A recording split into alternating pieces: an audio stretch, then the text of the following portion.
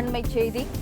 பாஜகவில் இருந்து விலகும் அண்ணாமலையின் முடிவு ஏற்கப்பட்டதாக பாஜக தேசிய தலைவர் நிதின் நபின் தெரிவித்துள்ளார். பாஜகவில் இருந்து விலகும் அண்ணாமலையின் முடிவு ஏற்கப்பட்டதாக நிதின் நபின் தெரிவித்துள்ளார். இது தொடர்பான கூடுதல் விவரங்களுடன் இணைகிறார் எமது செய்தியாளர் நிரஞ்சன். நிரஞ்சன், வணக்கம். மேலும் விவரங்களை பதிவு செய்யலாம்.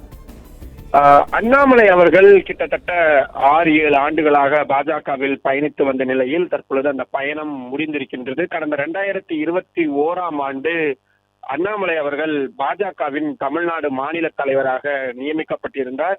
ஒரு IPS அதிகாரி என்ற ஒரு முகம், ஒரு இளைஞர் என்ற முகம், அது மட்டும் இல்லாமல் பாஜக அதுவரை பார்க்காத தமிழ்நாடு அரசியலில் ஒரு புதிய ஒரு உத்வேகமான ஒரு தலைவராகவும் அவர் அறியப்பட்டிருந்தார். அடுத்தடுத்து பல முக்கியமான நகர்வுகளையும் அவர் மேற்கொண்டு கட்சியை வளர்த்து வந்தார்.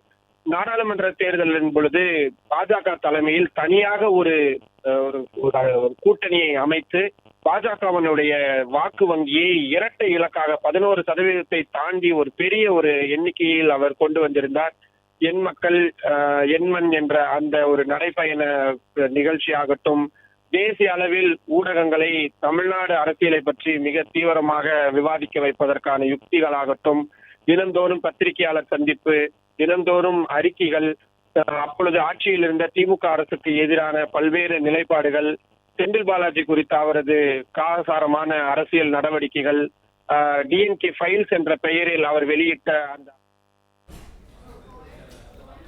பிளே ஸ்டோர் மற்றும் ஆப் ஸ்டோரில் இருந்து பாலிமர் செயலியை QR கோடு மூலம் பதிவிறக்கம் செய்யுங்கள். செய்திகளை உடனுக்குடன் பெறுங்கள்.